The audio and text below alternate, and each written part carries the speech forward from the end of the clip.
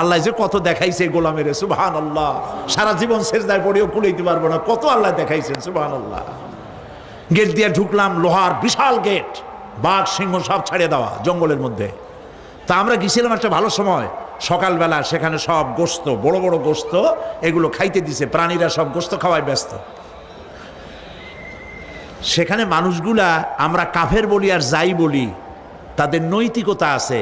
আমার দেশের বাঘগুলারে তাদের জন্য বরাদ্দ হচ্ছে গোস্ত, কিন্তু চার পায়া জন্তুরে হাড্ডি খাওয়াইয়া দু পায়া পশুগুলিতে গোস্তগুলো খাইয়ে ফেলে। জানোয়ার পশুর চাইতে নিকৃষ্ট, ঠিক কিনা বলেন? পশুর খাদ্য নিজে খায়। যাই দেখেন আমাদের দেশের চিড়িয়াখানাগুলির অবস্থা, বাঘ শুকায় গেছে, হরিণ শুকায় গেছে, সিংহ শুকায় গেছে। তার তো শুকাবার কথা না।